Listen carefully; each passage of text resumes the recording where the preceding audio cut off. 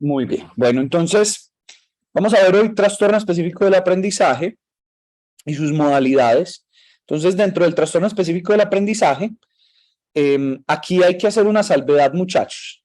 El trastorno específico del aprendizaje antes se dividía en principalmente tres diagnósticos diferentes, que eran la dislexia, la discalculia y la disgrafia. ¿Sí? Hoy esos tres están agrupados dentro de este mismo trastorno, que es trastorno específico del aprendizaje. Lo que pasa es que yo especifico en qué áreas de la funcionalidad de el aprendizaje hay alteración. Entonces, miremos los criterios diagnósticos. Lo primero es que nos dicen es que hay una dificultad en el aprendizaje y en la utilización de las aptitudes académicas, evidenciado por la presencia de al menos uno de los siguientes síntomas que han persistido por lo menos durante 6 meses, a pesar de las intervenciones dirigidas, obviamente, que se puedan presentar en los momentos. ¿Listo? Entonces, recuerden, para cumplir el criterio A, nos están diciendo que debe estar presente al menos uno de estos 6, ¿sí? Y vamos a ver que tienen particularidades específicas. La primera de ellas es que nos dicen que la dificultad puede estar en lectura de palabras imprecisa o lenta, con esfuerzo, por ejemplo, lee palabras sueltas en voz alta incorrectamente o con lentitud y vacilación. Con frecuencia adivina palabras, dificultad para expresar bien las palabras. Eso, muchachos, es lo que también se conoce como una dislexia funcional de lectura en voz alta, ¿sí? Antes se conocía así, hoy en día lo conocemos como trastorno específico del aprendizaje por dificultades en la lectura de palabras, lectura imprecisa, lectura lenta, lectura con esfuerzo. ¿Listo? ¿Sí? Todavía lo pueden poner como dislexia, lo pueden poner así, ¿cierto? Porque todavía pues se utiliza mucho en el CIE 10, pero digamos que ya las investigaciones nos han mostrado que en realidad por la función neurobiológica son características propias del cerebro de áreas específicas y de conexiones específicas que son prácticamente lo mismo, solamente que pueden obrar de forma distinta en la manera en cómo se van desarrollando. ¿Listo? Por eso se agrupan dentro del mismo trastorno. Es otro espectro más, que es el espectro de los trastornos específicos del aprendizaje. ¿Listo? La segunda posibilidad es una dificultad para comprender el significado de lo que se lee.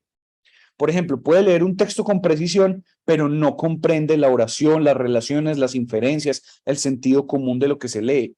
¿Sí? Entonces, miren, la dislexia puede ser o expresiva, en la forma como leo, por ejemplo, en voz alta, o la dislexia también puede ser comprensiva, que puede que yo lea muy bien en voz alta, pero no entendí nada de lo que leí. Eso también es un tipo de dislexia, y es una dislexia comprensiva. ¿Listo? Muy bien. La tercera posibilidad es una dificultad en la ortografía. Por ejemplo, añadir, omitir, sustituir vocales, consonantes. ¿Listo? Eso también se le conoce como disortografia, muchachos, que también era un trastorno específico antes. Hoy, pues es un trastorno específico del aprendizaje, es un tipo de disgrafia orientado a la ortografía. También conocido, como les digo antes, disortografia. ¿Listo? Es un tipo de disgrafia, dificultad en la escritura. ¿Listo? El cuarto elemento son dificultades con la expresión escrita. ¿Sí? Esto particularmente es cometer errores gramaticales o de puntuación en una oración, organiza mal el párrafo, la expresión escrita de ideas no es clara. Entonces, en la disgrafia puede haber dificultades en la ortografía o puede haber dificultades ya en la organización de la escritura general, ¿cierto? Entonces, eso es importante poderlo diferenciar. ¿Listo? Entonces, ahí vemos los dos tipos de disgrafia. Una es la disortografia y la otra es la expresividad escrita o la disgrafia expresiva. ¿Listo? Son los dos tipos de disgrafia que vemos dentro del trastorno del aprendizaje. Hola. Una pregunta, en el caso de que pues, de la disortografía, como nos lo mencionabas, ¿en qué momento se vuelve ese trastorno, cierto? O, me confundí. El momento en que la disortografía se puede volver un trastorno específico del aprendizaje o en el momento en que esa disortografía es solamente por falta de educación. ¿Cómo poder diferenciar? Es una buena pregunta, es una pregunta, Juan. Ve, muchas veces digamos que hay un componente que vamos a ver en el criterio B, ¿sí? Que es normal que por falta de educación, pues obviamente, pues yo no tenga la mejor ortografía. Yo ahí no podría diagnosticar una disortografía, porque mira lo que nos dice acá. Esa dificultad se sostiene, persiste a pesar de intervenciones dirigidas a estas dificultades. Es decir, una persona puede tener dificultades en la ortografía, sí, pero no por eso tener una disortografía, puede tener un trastorno específico del aprendizaje, ¿cierto? Entonces yo primero tengo que ver que por un tiempo prolongado se le hizo intervenciones a esa falta de conocimiento y que a pesar de la intervención sigue habiendo una dificultad, ¿listo? Y ya vamos a ver que hay una forma también de evaluarlo, que es importante, que tiene que estar presente, que es el criterio B, pero ahorita lo vemos, ¿listo? Ok. Puedes resolver muy bien esa pregunta. Muy bien. El quinto tipo de trastorno específico del aprendizaje son dificultades para dominar el sentido numérico, los datos numéricos o el cálculo, por ejemplo. Comprende mal los números, su magnitud, sus relaciones. Cuenta con los dedos para sumar números de un solo dígito en lugar de recordar la operación matemática. Se pierde en el cálculo aritmético. Puede intercambiar los procedimientos que se realizan a nivel matemático. A eso se le llama, para que lo tengan en cuenta, discalculia aritmética. ¿Sí? Entonces, es dificultad en las operaciones sencillas de las matemáticas, en operaciones aritméticas, suma, resta, multiplicación, división. ¿Sí? ¿Listo? O en el sentido mismo de los números. Entonces, eso es discalculia aritmética. ¿Listo? Porque también existe otra, que vamos a ver que es el criterio 6, que son dificultades con el razonamiento matemático. Por ejemplo, tiene gran dificultad para aplicar los conceptos, hechos u operaciones matemáticas para resolver problemas cuantitativos. A eso se le conoce como discalculia algebraica. ¿Sí? Entonces tenemos discalculia aritmética, que es el elemento 5 para el trastorno específico del aprendizaje, o tenemos discalculia algebraica, que es para el elemento 6 del criterio A del trastorno específico del aprendizaje. ¿Es claro eso, muchachos? Y, profe, una pregunta. ¿En qué momento puedo diferenciar los trastornos específicos del lenguaje y los del aprendizaje? Lo que pasa es que los Porque es del que, lo lo que que pasa, pasa es que aquí hay muchas características de los trastornos del lenguaje. Por eso mi pregunta. pero ¿qué características del lenguaje ves tú en estos? Lo de la dislexia, la discalculia y la disgrafia. Listo. Lo que pasa es que, mira, aquí hay un elemento importante, y es que cuando vamos y evaluamos la función del lenguaje del niño, por ejemplo, ¿sí? Es que el niño no tiene problemas fonológicos. Vemos que Ok. tiene problemas en la fluidez del lenguaje. Vemos que el niño no tiene problemas en la pragmática del lenguaje. Vemos que el niño no tiene problemas ni en la expresión ni en la comprensión del lenguaje en términos generales. Ok. Es muy específica su dificultad. Y su dificultad es específicamente en poder leer en público. Ese es el uno. En poder comprender específicamente lo que lee. O en poder entender la ortografía y utilizarla. O en poder escribir un párrafo de manera organizada. O particularmente en el sentido de los números. O específicamente en el sentido algebraico de las matemáticas. Entonces, por eso es un trastorno específico del aprendizaje. Porque tú vas y miras, no hay problemas fonológicos, ni problemas sintácticos, ni problemas gramaticales, ni en el sentido del lenguaje amplio. Es muy específico, una tarea directa. ¿Sí? Ok. Sí. Listo. Sí, sí, sino que es que te lo pregunto porque en proceso nos pusieron a ver una película, creo que Las estrellas en la Tierra, creo que se llama así. Ahí se ve mucho esa parte del trastorno del aprendizaje, específico del aprendizaje, ¿cierto? Porque se nota que él no tiene ninguna alteración en el lenguaje, sino que solamente es que no es capaz de leer en público, o sea, no entiende, no sabe cuánto es 3 por 9, o sea, uno como que va viendo como todas esas cositas. Exactamente, sí. Porque mira que una cosa es que yo tenga problemas en la construcción del lenguaje en su totalidad, ¿sí? Otra cosa es que yo pueda aprender una habilidad dentro del aprendizaje normal, académico, ¿sí? ¿Listo? Sí, Y en este ok, caso estamos hablando del desarrollo de una habilidad, ¿sí? ok, listo. Profe, Gracias.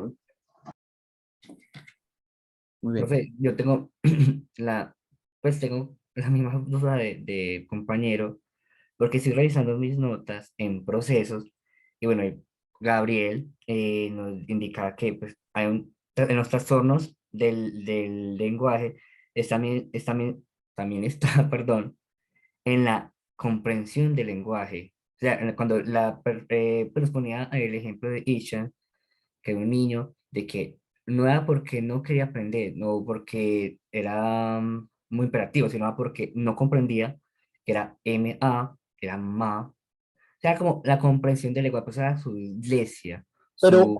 la comprensión del lenguaje en general, Juan, o la comprensión de la lectura, de las palabras escritas, Sí, o sea, Profe, era de las palabras escritas. Ajá, Sí, de las era de palabras la escritas. lectura. de las palabras escritas. Por lo tanto, en ese caso, sería específicamente una dislexia, no un trastorno del lenguaje general. Porque el trastorno del lenguaje general no solamente, claro, en el trastorno del lenguaje general se ve afectada la lectura, claro, pero porque está en general todo el lenguaje afectado.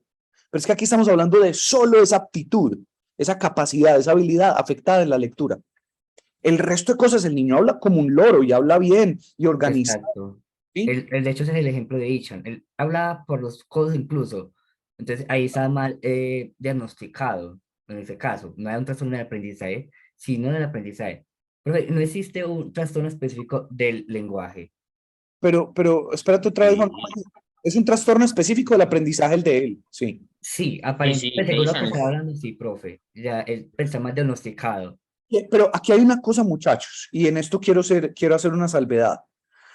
Y se los digo yo como neuropsicólogo. A nivel neuropsicológico, todavía hay teóricos que consideran la dislexia como parte de los posibles trastornos del lenguaje, para que lo tengan en cuenta. Eso puede pasar, ¿sí? El DSM ya hizo la separación, ¿sí? Pero todavía hay teóricos que tienen una perspectiva diferente y la siguen considerando como un trastorno del lenguaje. ¿Listo? No, ok, Para que lo profe. tengan en cuenta, ¿sí? Sí, ahí va, ahí va mi pregunta, profe, porque es que, o sea, para nosotros, pues, nosotros como estudiantes, es bueno poder diferenciar como esto, ¿cierto? Porque mira que en procesos cognitivos nos están diciendo, venga, es que es un trastorno del lenguaje, y aquí vemos que es un trastorno pues, del aprendizaje. Uno queda como que, bueno, y entonces, Claro, y es que por eso es muy importante la manera como ustedes vean la clase de procesos, muchachos. La clase de procesos o sea, ustedes están haciendo un recuento histórico. Si ustedes se ponen a mirar, a ustedes les han ido explicando todos los teóricos que hablan de los procesos psicológicos y de los procesos cognitivos en general, ¿cierto? Y dentro de esos teóricos hay unos que consideran esto, otros que consideran aquello, ¿cierto? A ustedes hay que darles todo ese contexto. Y dentro de esos teóricos hay algunos teóricos del lenguaje que dicen que la dislexia hace parte de los trastornos del lenguaje.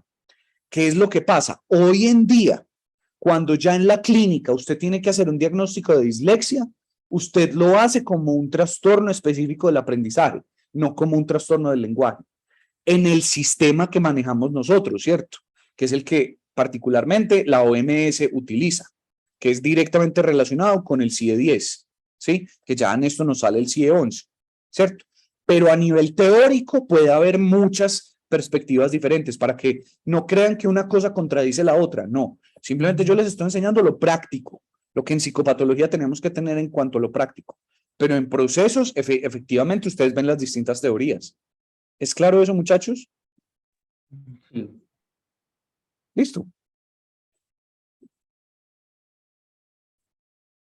Muy bien. sí, profe, me queda un poquito Profe, más y como claro, tal, porque se no confundía. existe, Sí. ¿Alguna otra pregunta, muchachos? profe, y ¿Tienen? como tal no existe un trastorno específico del lenguaje. O eso no existe. Y el trastorno específico del lenguaje, particularmente, mira, están separados. Es decir, mira, por ejemplo, cuando hablamos de un trastorno del lenguaje pragmático, ¿qué es un trastorno del lenguaje pragmático? Que la alteración específica del lenguaje está en la capacidad de utilizar el lenguaje para algo social, para algo práctico, ¿cierto? Eso es una alteración en lo pragmático, que es un área del lenguaje. También podemos hablar de la prosodia, ¿cierto? Entonces, el trastorno de la fluidez o la disfemia es una alteración en la prosodia y en la fluidez del lenguaje, ¿cierto? También podemos encontrar, y es específico, podemos encontrar el trastorno fonológico, que es el trastorno específico del lenguaje para el uso de fonemas, ¿cierto? Entonces, mira que sí hay específicos, ¿sí? Ok, profe. Listo.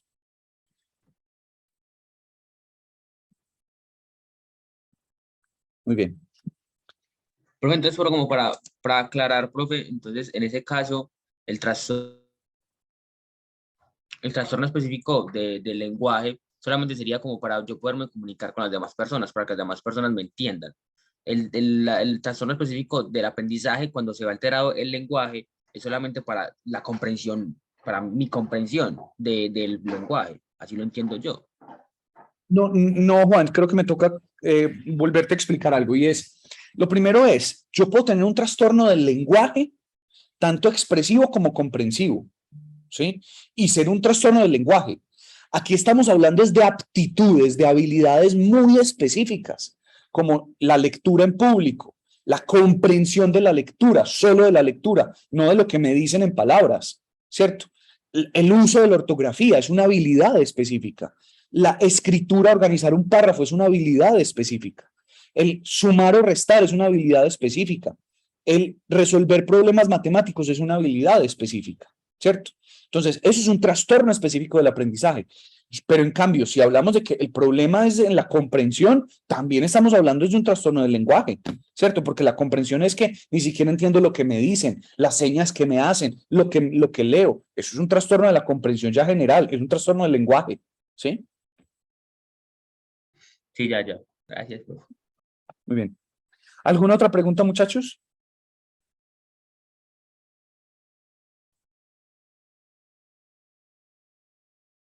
No, profe, continúa.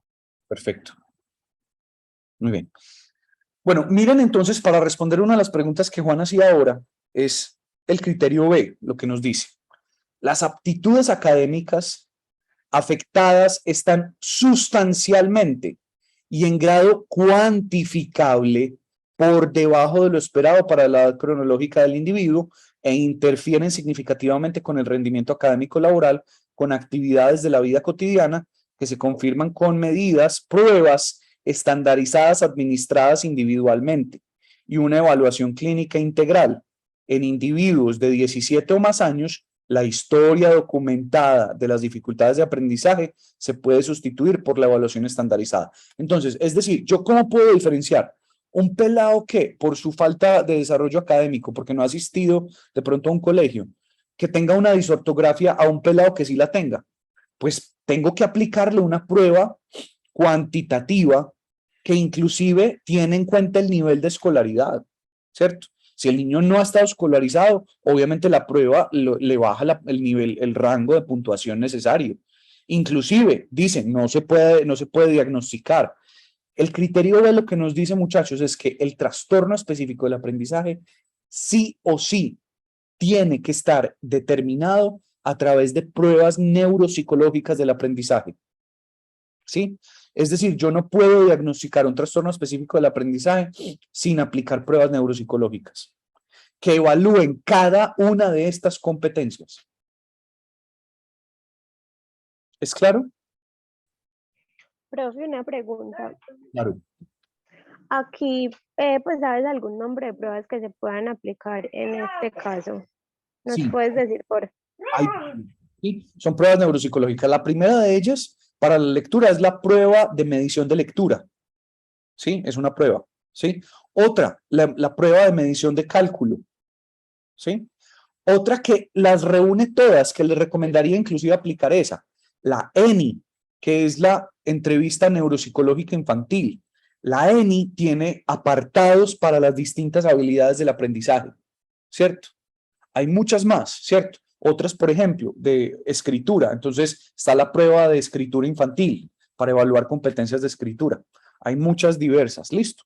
Pero les recomiendo una, la ENI, Entrevista Neuropsicológica Infantil.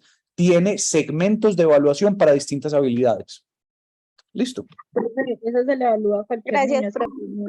no solamente al que uno le tenga sospechas de ese trastorno, sino a cualquiera. No necesariamente. Yo a todo el mundo no les estoy aplicando la ENI.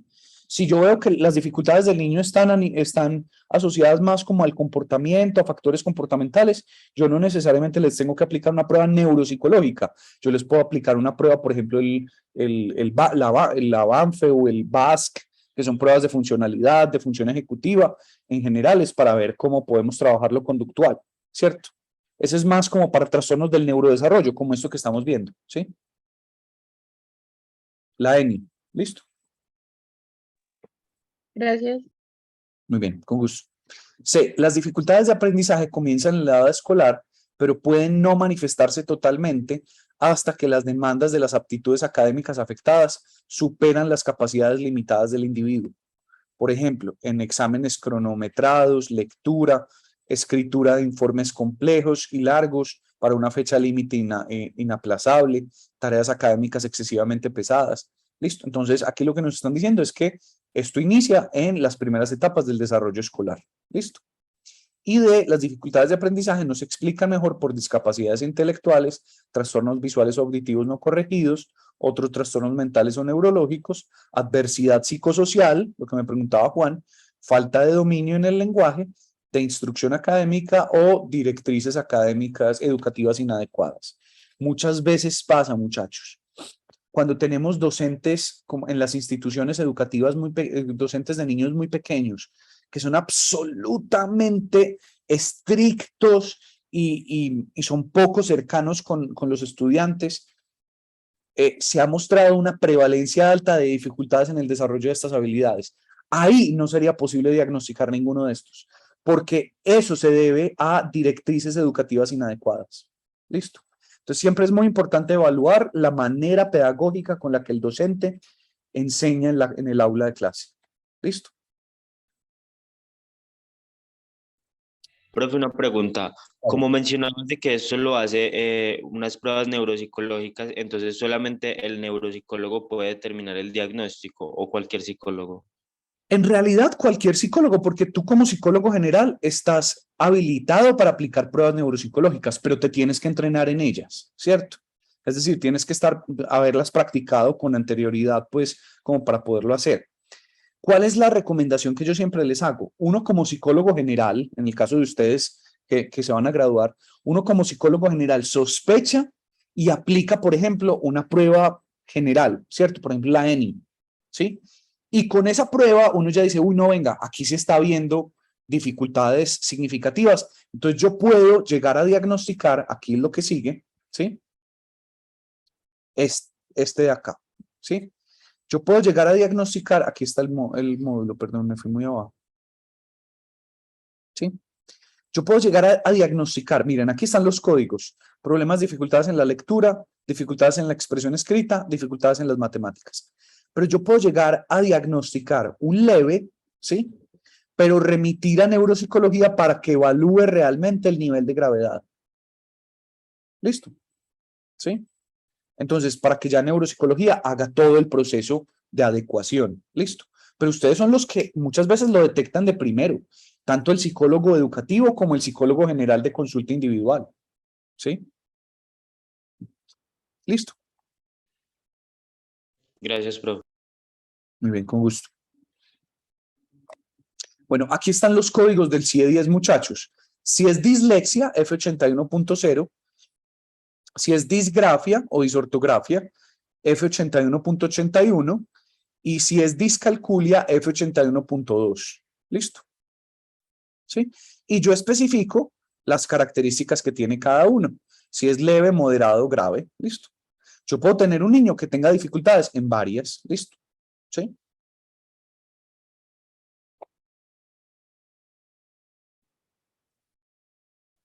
¿Es claro entonces, muchachos, el trastorno específico del aprendizaje?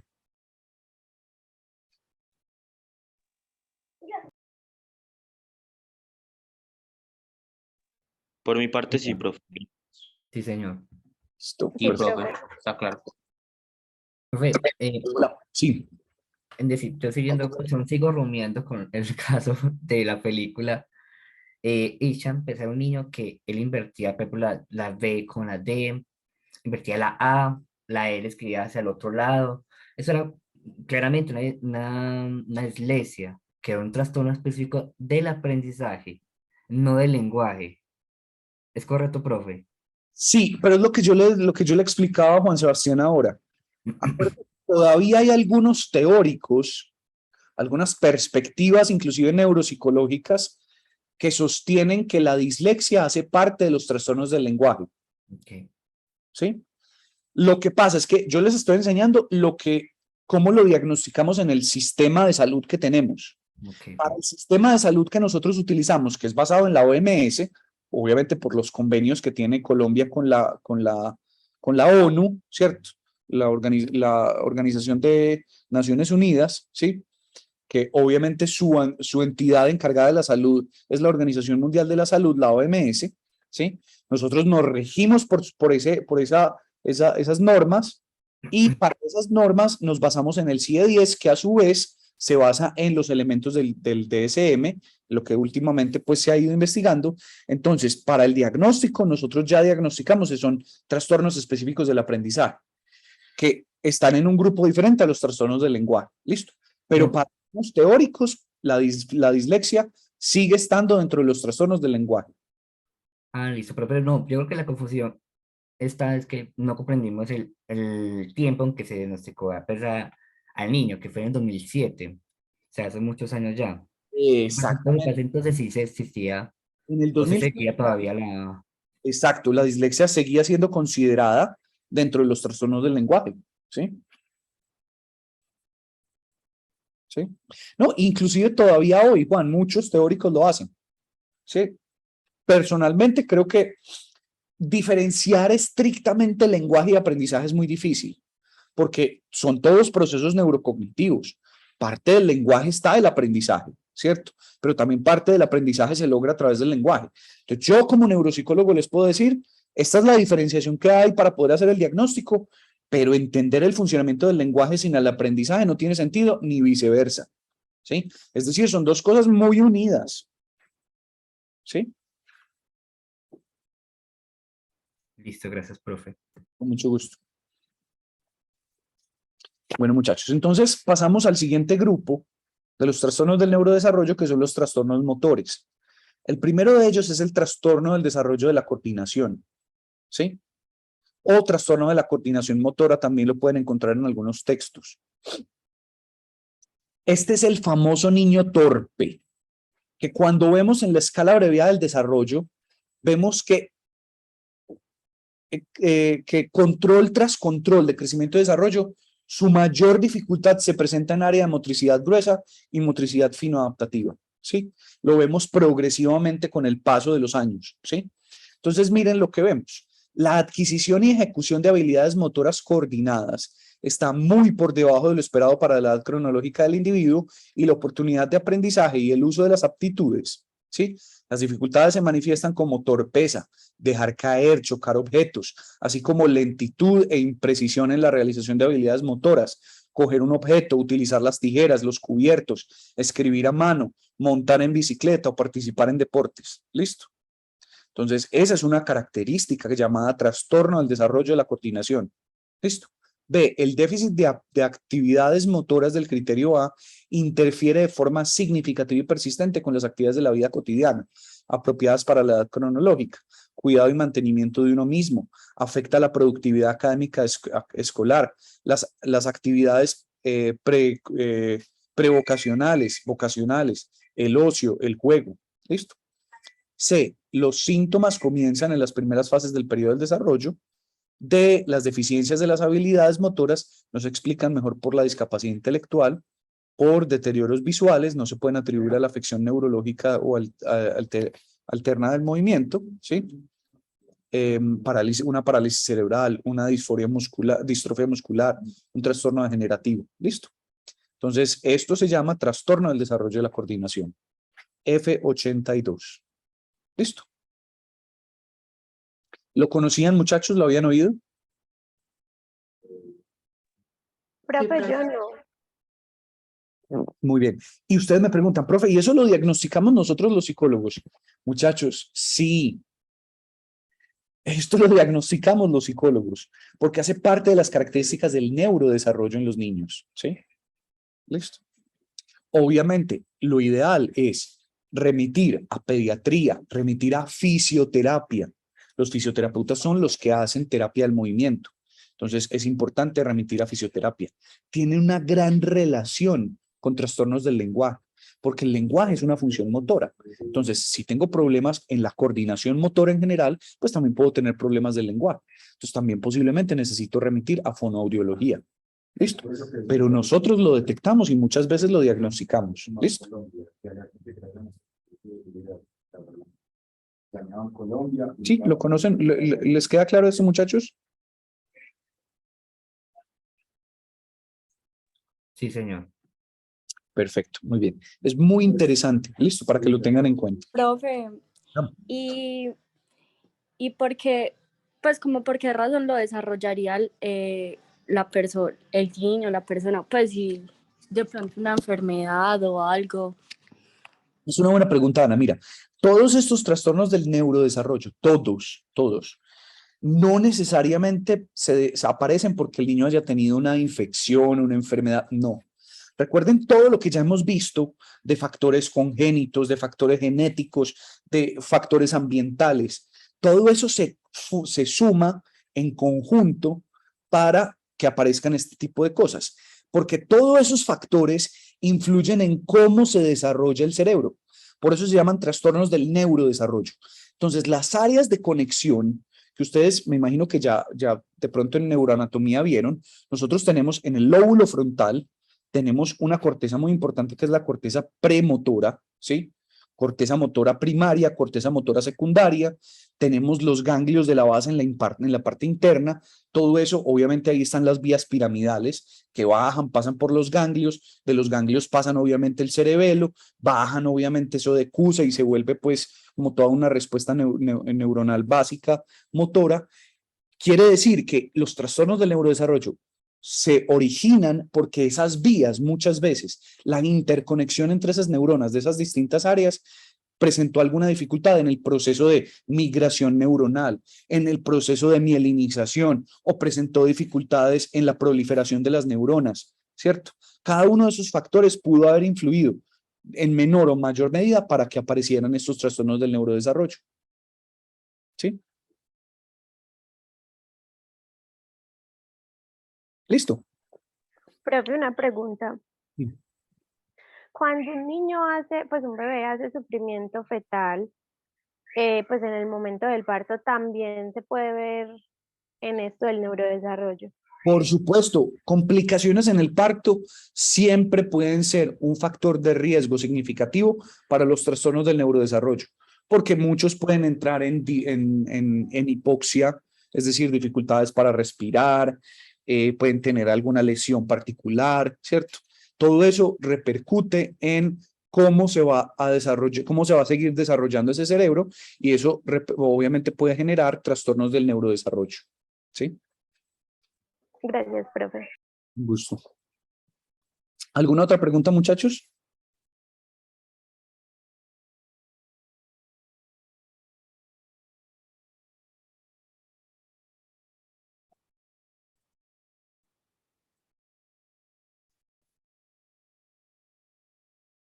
Muy bien. Tengan en cuenta entonces la comorbilidad con los trastornos del lenguaje. Muchachos, mucho más frecuente en hombres que en mujeres. Inclusive hay estudios que muestran que llega a una relación de 7-1. Es decir, por 7 hombres con trastorno del desarrollo de la coordinación, hay solo una mujer con trastorno del desarrollo de la coordinación. Es muy común su prevalencia entre los 5 y los 11 años. ¿Listo?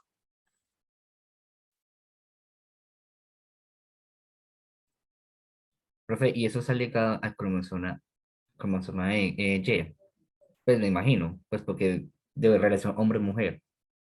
Pues digamos que particularmente no necesariamente tiene que estar directamente ligado al cromosoma Y, pero si hay una cosa, y en eso Juan tienes razón, y es que hay muchos síndromes, ¿sí? Que, por ejemplo, yo no sé si han escuchado ustedes el síndrome de Duchenne. Yo les mandé alguna vez información sobre eso. No, profe. Síndrome de Duchenne es un síndrome mortal, ¿sí? Son niños que empiezan a ser muy torpes, empiezan a tener muchos problemas motores, empiezan a tener una distrofia muscular significativa, ¿sí? Empiezan a perder masa muscular. Y es especialmente un fenómeno, y es que resulta que, acuérdense, yo les voy a hacer aquí el dibujito para que lo puedan ver.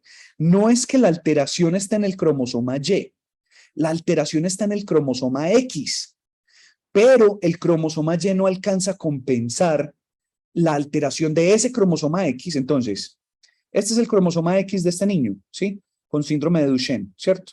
Este es su cromosoma X. Y este es su cromosoma Y. Listo, chiquitico. Uno grande y uno chiquito. Pues resulta que este cromosoma X en este segmento tiene el gen de Duchenne, ¿sí? Pues este cromosomita chiquitico no tiene un gen complementario o inclusive una secuencia de genes que logren compensar el efecto que tiene este gen. Por lo tanto, si yo tengo esto en un hombre, este hombre va a tener el síndrome sí o sí. En cambio, en una mujer, si tiene un cromosoma portador y otro en el que no, esto es un gen muy recesivo, por lo tanto, el cromosoma que no porta el gen de Duchenne, pues va a hacer que la niña sea normal. ¿Sí? Listo. Y está ligado al cromosoma X, no al cromosoma Y. ¿Sí? Señor, sí, mucha lógica. Porque el cromosoma Y es una pendejada, eso no sirve para nada, ¿cierto? Para dar más problemas. Entonces, realmente sí tiene alguna relación con el cromosoma Y. ¿Listo? Profe, Claro. pasa un poco igual, no sé si estoy confundida entre el síndrome de Rett y el síndrome de Turner, que para los hombres, para que puedan sobrevivir, tienen que tener el síndrome de Klinefelter, ¿cierto? Es en el de Sí, Rett. sí, así es. En el de Rett. Sí, así es. Sí, el de Turner solamente es en mujeres, porque sería una monosomía, un solo cromosoma X, sin ningún otro. Y eso pues da lugar a una mujer, ¿sí? Ah, ok, profe. Pero muy bien, sí, es más o menos similar el efecto, ¿sí? Muy bien, muchachos. Pero estos niños no tienen, por ejemplo, como el síndrome de Rett, un avance después de cierto tiempo. Ellos tienen esto todo el... Los niños con este trastorno particular del desarrollo de la coordinación, con terapia física mejoran mucho, mucho. Obviamente no van a ser probablemente ni los mejores futbolistas, ni los mejores beisbolistas, ni los mejores pintores, que lo podrían llegar a lograr, sí, pero con un esfuerzo grande, ¿cierto? O sea, les cuesta mucho más, pero sí recuperan mucho a través de la terapia física. Otra cosa ya es hablando del síndrome de Duchenne, pues el síndrome de Duchenne, como les digo, es mortal. Son niños que tristemente mueren antes de los 12 años en muchos casos, ¿sí? Cuando es este particular, pueden tener muy buena recuperación, ¿sí? Listo. Profe, y ese, es que no sé si se puede categorizar como un trastorno o ya es algo más biológico, que son las personas que nacen y no sienten nada, o sea, no sienten dolor. Yo escuché algo así del cromosoma 6, que venían con una falla en ese cromosoma y que no tenían ni dolor, pues necesidades físicas, ni dolor, ni hambre. Profe, esos tipos de personas no son los que tienen una afección en las células de Schwann. Esa puede ser una de las explicaciones, claro. Claro. A ver, lo que pasa es que, digamos que, para responder un poquito lo de Manu, todo esto es biológico. Lo otro también, ¿cierto? Que está, obviamente, influye lo biológico, lo ambiental, todo. Ahora, puede pasar, hay algunos síndromes genéticos, algunas secuencias genéticas que afectan muchos factores en las respuestas de dolor, en las respuestas del tacto, en las respuestas sensoriales en general. ¿Por qué? Las respuestas sensoriales en términos generales, yo creo que en procesos algo han visto ustedes de esto, pero las respuestas sensoriales, muchachos, dependen de muchos factores. Dependen, primero, de que los órganos de los sentidos funcionen bien. Es decir, que mis ojos tengan el tamaño adecuado, que particularmente logren que el foco de la luz se proyecte de manera correcta en la retina, ¿cierto? Pero también depende de las células que captan los estímulos. Entonces, por ejemplo, las células de mi retina, ¿sí? O los cilios de mis oídos, ¿sí? O las células de la presión y de la temperatura que tenemos en la piel, ¿sí? Entonces, esas células tienen que funcionar bien, pero a su vez, esas células se tienen que interconectar con el sistema nervioso. Entonces, hay receptores y sustancias que permiten ese envío de información. Entonces, esas sustancias, esos neurotransmisores tienen que funcionar bien. Esos receptores tienen que funcionar bien, ¿cierto? Además, los nervios que llevan la información desde los extremos del cuerpo hasta la médula, por ejemplo, o hasta el cerebro, esos nervios tienen que tener la mielina bien, tienen que funcionar los axones bien, tienen que tener producción de mitocondrias bien. Es decir, todo ese sistema, puede haber algún fallo en todo eso que hace que la respuesta sensorial no funcione, y ahí es donde puede haber afecciones sensoriales, como la disminución o la hiporreactividad al dolor, por ejemplo, ¿sí? Eso puede pasar, porque al final los receptores nociceptivos, que son los receptores del dolor, pueden funcionar bien o no, ¿sí? Listo. Profe, ¿y eso también se puede ver afectado como en lo emocional? ¿En qué sentido, Manu? Digamos que tenga menor reacción emocionalmente a las cosas que le suceden. Es una buena pregunta. Se ha mostrado que las vías del dolor están muy cerca a las vías emocionales, como de respuestas emocionales. Entonces, particularmente, una reactividad alta al dolor puede estar relacionado con una reactividad alta emocional. Por eso es que hay síndromes particulares de dolor crónico, como la fibromialgia, no sé si la han escuchado, es un síndrome de dolores neuropáticos constantes, que directamente están vinculados también con respuestas emocionales intensas. ¿Sí?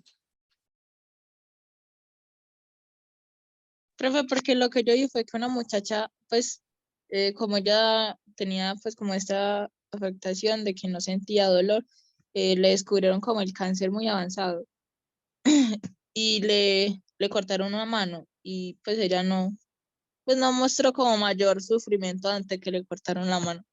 Mientras que otras personas normalmente, pues, si le cortan una mano, pues representa como algo muy, pues, muy doloroso.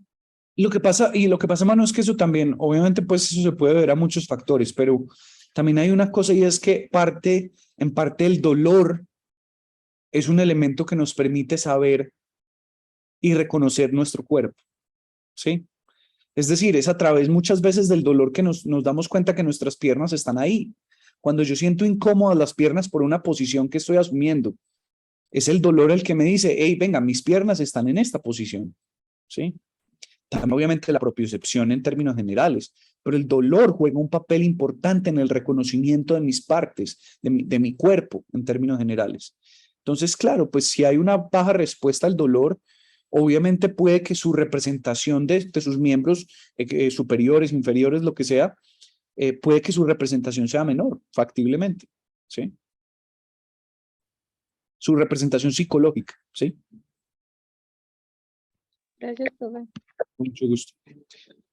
¿Alguna otra pregunta, muchachos?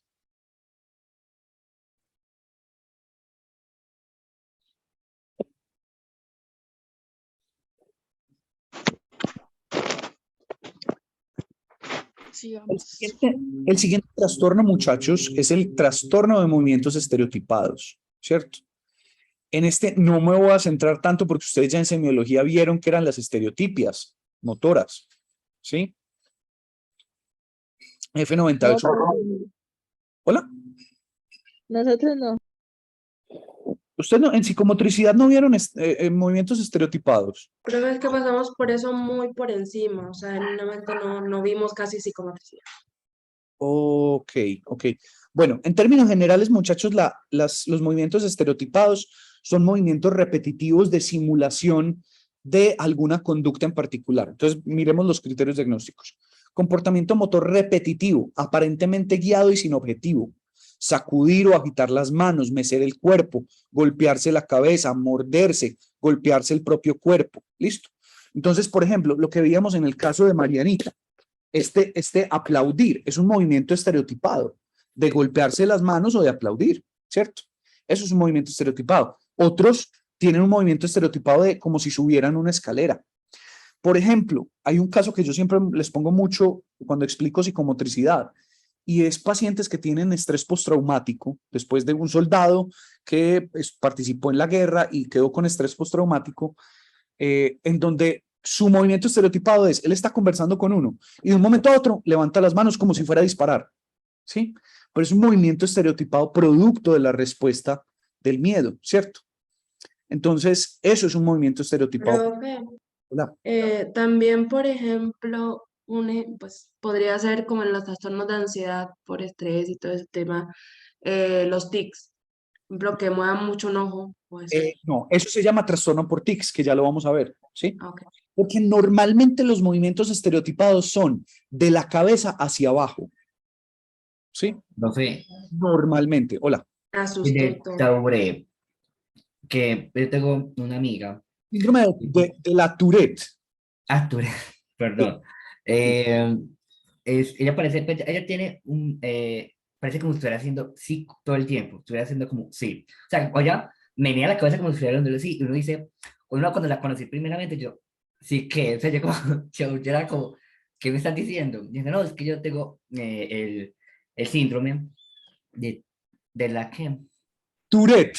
Tourette, qué pena, profe, de No la te- Tourette, y parecía como si fuera, constantemente ya está, podemos estar en misa, podemos estar literalmente en un bus, pero ella parece diciendo sí, ella parece diciendo como si estuviera diciendo sí, y es un momento involuntario, ella no lo controla, eso surge le surge como la naturalidad, Ujú. es muy curioso pues, la verdad. Pero en ese caso, eso es un tic, no es una estereotipia, Juan. Porque mira, es de la cabeza y es un movimiento repetitivo corto. Y normalmente los movimientos estereotipados son mucho más amplios, más grandes y son de la cabeza para abajo. Profe. Listo. Profe, es lo mismo que le pasa a este comediante Camilo con los brazos, que él tiene la Tourette. Camilo, lo que pasa es que él tiene un Tourette que tiene tics y además movimientos estereotipados. ¿Sí? Sí, porque él también mueve la cabeza. Yo también lo he visto. Él mueve mucho la cabeza como si se fuera a salir la cabeza. Sí, él tiene tics, pero también tiene movimientos estereotipados. ¿Sí? ¿Listo? Profe, ya eso no les cansa a ellos, o ya como eso es, pues, del Claro. trastorno es Sí, normal. es que piensa que para que se produzca movimiento, acuérdense que hay una ley básica, muchachos. La energía no se crea ni se destruye, solo se transforma. El movimiento es un tipo de energía, se llama energía cinética. Para yo producir movimiento, tengo que consumir alguna energía, la tengo que transformar. ¿Y de dónde estoy sacando la energía? Pues de la energía que consumo, de la energía química de los alimentos, obviamente de la energía del ATP particularmente que mis células están procesando. Entonces imagínense, si uno está moviéndose todo el día, pura energía cinética todo el tiempo, tengo que estarla consumiendo de algún lado. Son personas que tienen un consumo calórico altísimo porque necesitan energía, ¿sí? Entonces, claro, hay un nivel de agotamiento tremendo, ¿sí?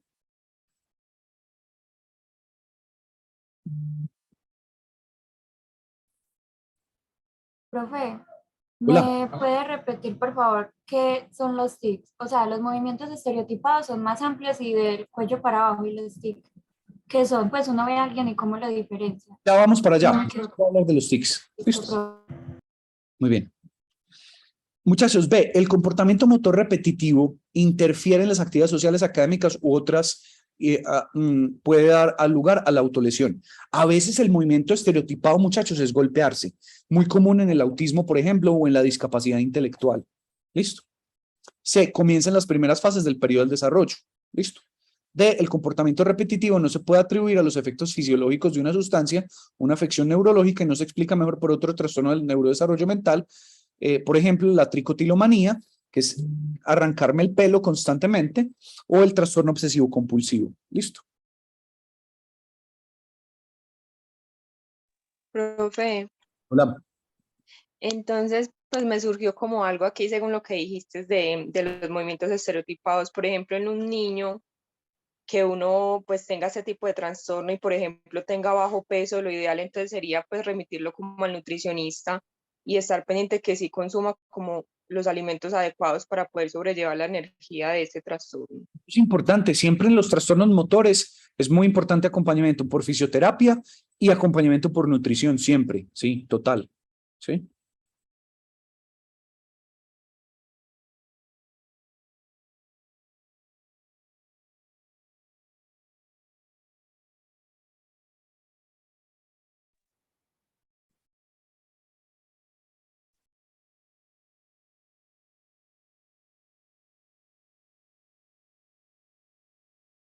¿Es claro, muchachos? Sí, profe. Muy bien, listo. Es muy importante cuando se diagnostica este trastorno, muchachos, como dice acá, que no sea explicado mejor por otro trastorno del neurodesarrollo. Pues en el autismo hay movimientos estereotipados, ¿cierto? Este es cuando de resto no tiene ninguna otra sintomatología, sino que lo único que tiene son movimientos estereotipados. Pues este es el diagnóstico. Listo. Listo. Profe, uno como psicólogo, ¿cómo interviene ahí en eso? Normalmente es el acompañamiento familiar, como mirar, porque a veces hay factores emocionales que, por ejemplo, la ansiedad aumenta los movimientos estereotipados. El control de los impulsos, hay ejercicios de control de impulsos que les pueden ayudar un poquito en la regulación del movimiento. Entonces, muchas veces es pura terapia conductual, pura, ¿sí? Listo. A ellos no los medican, ¿no? Sí, cierto que sí. Muchas veces se les puede medicar y hay medicamentos buenos para tics o para estereotipia, sí, que les pueden ayudar, ¿sí? Muy bien, muchachos. El siguiente es el trastorno por tics, que tiene varias presentaciones, ¿cierto? Aquí vemos las tres típicas, que son por un trastorno de la Tourette, por un trastorno de tics motores o vocales persistente crónico, o por un trastorno de tics transitorio. Listo. Aquí están los criterios de cada uno de ellos. ¿Cuál es en general, muchachos, la característica del trastorno de tics? Que los movimientos pueden ser vocales, es decir, tap, tap, tap, pueden producir un sonido, o pueden ser particularmente insonoros, pero de movimiento brusco con expresión facial, ¿cierto? Entonces, el tic en los ojos, ¿sí? El movimiento en la boca, en la mandíbula, son movimientos particulares de los tics. ¿Listo? Profe, Claro. ese trastorno se podría ver mucho en la película El discurso del rey. Sí, lo que pasa es que, acuérdense que el discurso del rey, lo que en realidad él tenía era una disfemia. ¿Qué es lo que pasa? Sí tenía algunos tics, ¿sí? Pero su trastorno va a ser una disfemia. Lo que pasa es que hay muy buena relación, hay relación entre la disfemia, que es el trastorno de la fluidez, con el trastorno por tics o trastorno de tics. Hay una correlación alta, ¿sí?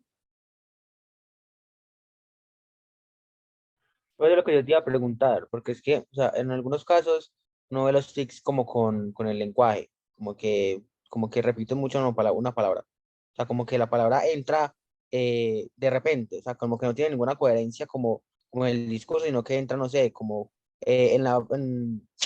¿cómo decirlo? En la película Tok, el terapeuta, que es muy vulgar, pues que tiene ese toque con las groserías. Ahí entraría como esa parte como del lenguaje de la fluidez, ¿no? Porque es que hay una correlación muy grande. Así es, pero mira que, por ejemplo, eso que estás diciendo, Juan, es una cosa. Una cosa es que presente el tic vocal de incorporación de palabras, otra cosa es que tenga un trastorno de la fluidez. Miren que en el trastorno de la fluidez nunca se dijo que se metiera una palabra, son palabras intrusivas dentro de un discurso. No, es que o se repite una sílaba o se bloquea en un silencio o se bloquea en una letra. Esa es la disfemia. El caso que tú estás planteando, inclusive, pues yo sé que va a quedar grabado, me disculpan, de antemano les pido disculpas, pero es el típico paciente, y eso es un tic, eso es muy común en el síndrome de la Tourette, sobre todo algunas groserías, como por ejemplo que yo estoy hablando y digo una palabra gonorrea, entonces sigo conversando gonorrea porque la vida es la vida es muy bonita gonorrea, entonces estoy constantemente metiendo una grosería en mi lenguaje, pero ojo, no es porque yo tenga el uso de esa palabra en mi cotidianidad, en mi contexto, no, porque a veces aquí, y uno lo ve aquí, a veces los paisas metemos grosería cada cinco minutos, no, esto es una palabra intrusiva que yo no puedo controlar. Es involuntaria, es un tic vocal. ¿Listo? ¿En qué momento se vuelve un trastorno obsesivo el tic? Lo que pasa es que no es que se vuelva, que también son muy correlacionados. Normalmente el tic, el trastorno por tics y el trastorno obsesivo compulsivo muchas veces tienen causas similares a nivel neurológico. Y esas causas hacen que uno tenga tanto el trastorno de tics como el trastorno obsesivo compulsivo. ¿Sí? Una pregunta, en el caso, como hay una correlación muy grande, yo puedo desarrollar una obsesión por medio, pues a través de un tic. O sea, yo decir, yo sé que yo tengo el tic, yo soy consciente que tengo el tic y me obsesiona, ¿cierto? La idea de decir la palabra. Podría ser, claro, Juan, sí, es factible, sí. ¿Sí? Yo tengo muchos pacientes con TOC, muchachos, es como con lo que más trabajo yo. Y en un porcentaje relevante, en muchos de ellos tienen tics, ¿sí? Tienen tics. No todos, obviamente, ¿sí? Cuando hablo de un porcentaje relevante es el 10%. Es decir, hay un 90% que no, pero es que el 10% ya es mucho en comparación con la población en general, ¿sí? ¿Listo? Profe, una pregunta. Estos movimientos tienen que ser, o sea, todo el tiempo constantes. No, muchas veces no son rítmicos, ¿sí? Porque, por ejemplo, en el caso mío, cuando yo tengo mucha ansiedad, yo empiezo a mover mucho los ojos, pero eso no es constante, es cuando tengo mucha ansiedad. Así se es. le nota. ¿Sí? Y normalmente son intermitentes. El factor de estrés es un disparador de los tics, por eso nosotros también los psicólogos intervenimos, entrenamos o desarrollamos habilidades para el manejo del estrés. Es muy útil, ¿listo? Pero sí, eso puede pasar. Y por eso se llaman tics transitorios, ¿sí? No necesariamente son crónicos, ni constantes, ni permanentes. Puede haber unos que sí. La Tourette, por ejemplo, es muy permanente. De tics motores vocales persistente también. Pero también puede haber un transitorio que particularmente puede ocurrir en algunos momentos, ¿sí? Profe, una pregunta. No sé si esto es un movimiento estereotipado, un tic o no es ninguna de las dos. El tema de morderse las uñas no tiene nada que ver con eso, ¿o sí? No, el tema Eso no es omicofagia. Pues, onicofagia, sí. La onicofagia es más un patrón compulsivo, no tanto un movimiento estereotipado. Porque eso puede generar el estrés, ¿cierto? ¿Qué? Sí, claro. La onicofagia, uno de los factores es la ansiedad y el estrés. Pero muchachos, es que la onicofagia ha estado presente en nuestra especie toda la vida por un factor particular. Y es que la onicofagia tiene una ventaja evolutiva. Es decir, nosotros nos comemos las uñas porque eso nos trae una ventaja, o por lo menos no la traía hace muchos años. Y es que para el uso de herramientas, para poder agarrar bien objetos, unas uñas muy largas no nos ayudaban para eso. ¿Cuál era? Nosotros en esa época no teníamos corta uñas, no teníamos lima. ¿Cuál era la forma a través de la cual nosotros lográbamos mantener las manos libres sin garras que nos permitiera agarrar muy bien herramientas? Pues la boca. Por lo tanto, los individuos que se comían las uñas tenían mayor probabilidad de sobrevivir que los que no se las comían. Por eso es que la gran mayoría de seres humanos nos comemos uñas. ¿Sí? Primera vez que me siento bien por comerme las uñas. ¿Primera vez que te sientes qué? Me siento bien por comerme las uñas. Y de verdad, muchas veces patologizamos un montón de cosas. Claro, obviamente, pues si yo ya me empiezo a sacar sangre, si me aporreo cada 5 minutos, si me infecto, lo que sea, pues ahí ya empieza a ser disfuncional la comida de las uñas, ¿cierto? Pero también es entender que es un patrón muy humano, ¿sí? Profe, Y por ejemplo, las personas que se muerden como los cueritos, pues de la boca, ese sí es más, más pues, delicado o no, o Digamos, depende hasta qué punto. parte de la comida de los cueritos de los labios, hay una explicación a esa conducta que también es una conducta compulsiva, pero yo, por ejemplo, la tengo mucho, ¿sí? Yo por ejemplo, ese patrón lo tengo muy repetitivo.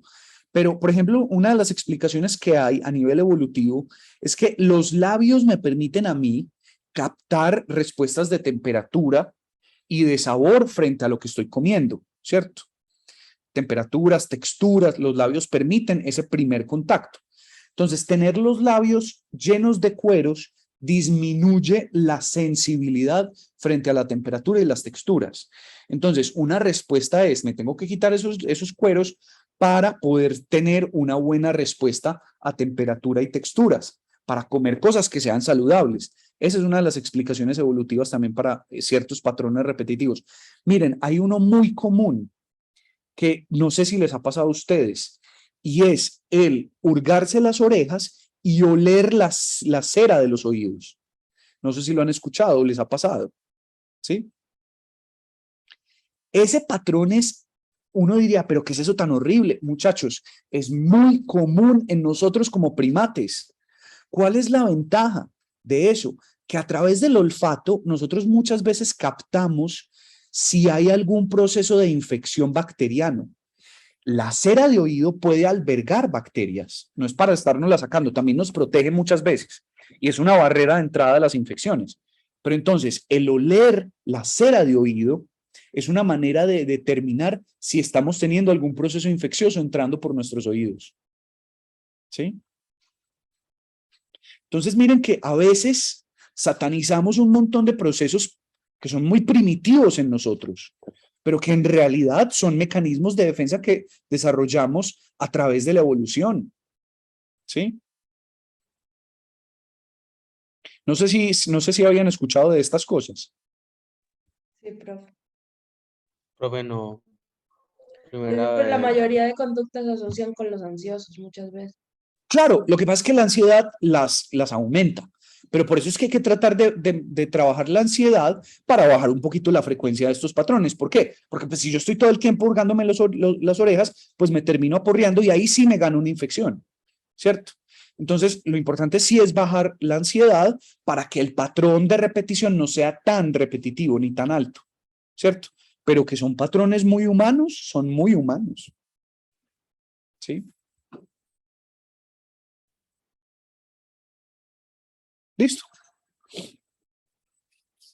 Eso se llama, muchachos, psicología evolucionista y es entender patrones conductuales a partir de cómo evolucionamos como primates, ¿sí? ¿Qué ventajas evolutivas nos traía hace 200.000 años comportarnos como nos comportábamos? ¿Sí? Listo. Muy bien, muchachos. Y con eso entonces terminamos los trastornos del neurodesarrollo. Aquí también están las modalidades de otro trastorno de tics no especificado, otro trastorno del neurodesarrollo no especificado. Cuando uno sospecha que algo en el neurodesarrollo pasa, pero uno no sabe qué es, aquí está la posibilidad del diagnóstico. ¿Listo? ¿Listo, muchachos?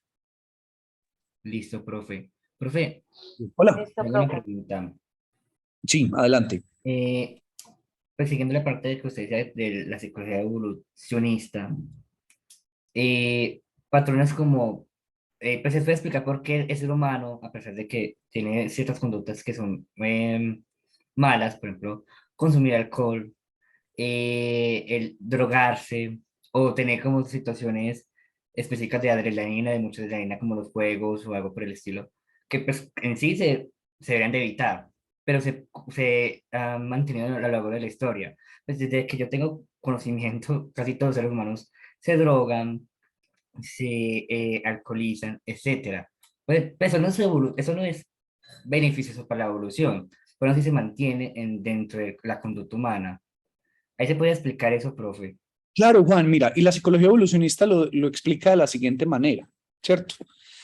Normalmente, primero, la exposición al fuego sí nos traía una ventaja evolutiva hace miles de años. Y es que cuando nosotros cocinamos los alimentos, las proteínas que están en la carne, por ejemplo, eso se llama como descomposición de la proteína, o sea, o como que ustedes saben que las proteínas están muy enrolladas, están muy entrelazadas entre ellas, ¿cierto?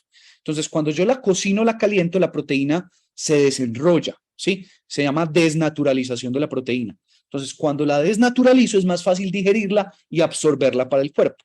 Entonces, ¿qué individuos tenían mejor posibilidades de absorber mejor la proteína? Los que se arrimaban al fuego, ¿cierto? Eso por un lado. Pero además, para explicar aquellas conductas, por ejemplo, uno diría, bueno, ¿y la depresión por qué puede estar justificada a nivel evolutivo? Porque hay un elemento, muchachos, por ejemplo, el consumo de sustancias, ¿sí? O algunos trastornos autolesivos, ¿sí? Resulta, muchachos, que aquí no solamente hay que ver si algo era adaptativo o no, sino en qué momento de la vida era factible que empezaran esos síntomas. Les voy a poner un ejemplo. Acuérdense que la edad reproductiva de los Homo sapiens empieza más o menos alrededor de los 14, 15 años. Entonces, si nosotros vamos y miramos cuándo normalmente empiezan los trastornos por uso de sustancias, cuándo normalmente empiezan los trastornos depresivos, la esquizofrenia, los trastornos más severos, normalmente empiezan entre los 15 y los 25 años. Es el periodo de inicio. Pero cuando vivíamos en la sabana africana hace 200.000 años, los hombres y mujeres de 15 años ya estaban teniendo hijos y apenas iban a empezar sus síntomas, pero ya lo habían pasado a la siguiente generación. Entonces, no es que esos sean patrones evolutivos adaptativos, sino que normalmente se manifestaban después del inicio de la vida reproductiva. Por lo tanto, los genes que perpetuaban la disfuncionalidad pasaban de generación en generación. Entonces, no es solamente, un gen no solamente se perpetúa porque sea funcional, un gen se perpetúa porque se manifiesta, puede llegarse a manifestar después de la edad reproductiva.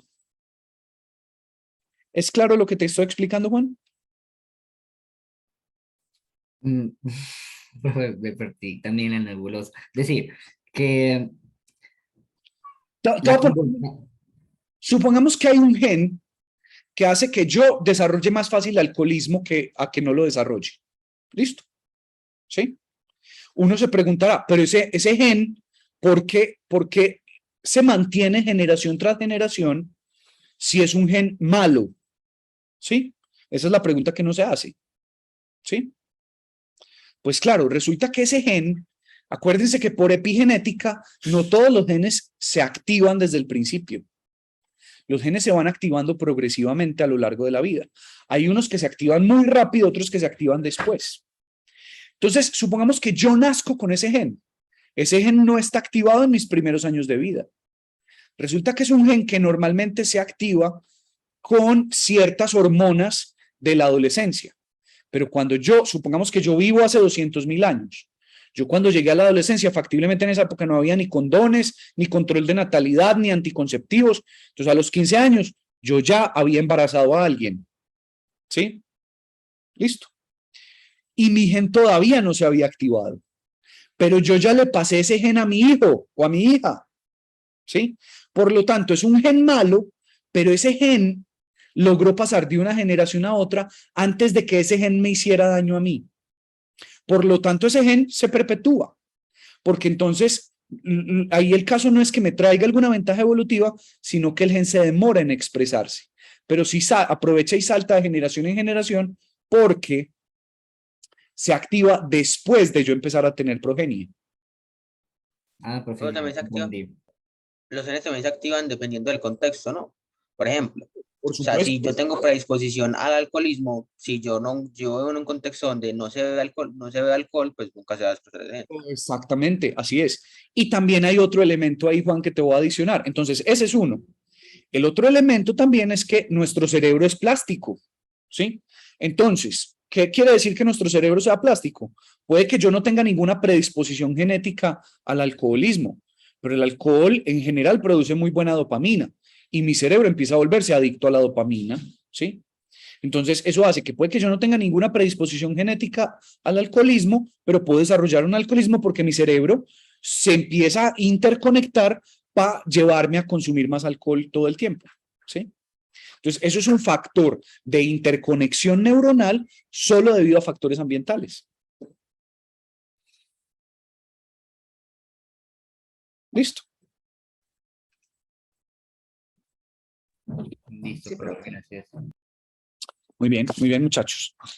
Bueno, terminamos entonces trastornos del neurodesarrollo. El próximo viernes, muchachos, a las 9, vemos trastornos del control de los impulsos y de la conducta. Nos entrega el parcial.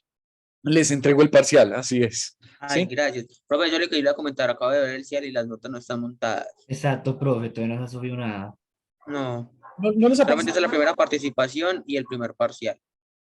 Ah, bueno, siquiera me dijeron, voy a revisar, le voy a escribir a Erika porque yo las monté como el miércoles. Listo. Entonces, yo voy a hablar con Erika a ver por qué no están montadas. Listo, y les cuento. ¿Sí? Listo, vale.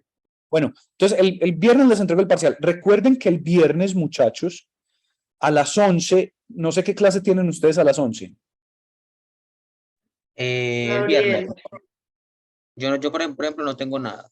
Procesos 2. Hay unos que Hay tenemos algunos que procesos. tienen procesos 2. Ajá. Pero vamos a, pues yo no sé si Gabriel ya habló con usted, profe, pero íbamos a tomar un pedacito de su clase para hacer una exposición y poder irnos a lo del capitalismo efectivo. Ah, o sea, hacer la exposición a las 9. A las 10:30. Ah, bueno, por mí no hay ningún problema. Si quieren, hagamos una cosa. Nosotros damos clase de 9 a 10. Ok. Y ustedes tengan ese espacio con Gabriel de 10:30 a 11. Y podamos hablar lo del capitalismo afectivo a las 11. ¿Listo? Está bien. De una. Listo, muchachos. Bueno, entonces nos vemos el otro viernes, muchachos. El sábado continuamos ya con otros trastornos y ya prácticamente estamos terminando. Profe, entonces la última clase la tendríamos ¿cuándo? Dentro de 15 días. Ok, La última clase es dentro de 15 días. ¿Listo? está bien, profe. Muy bien. Bueno, muchachos, entonces les mando un abrazo y nos vemos. Feliz fin de semana. Descansen. Gracias, profe. Igual. Chao. Pero, profe. Pues, cuídense. Gracias. Chao.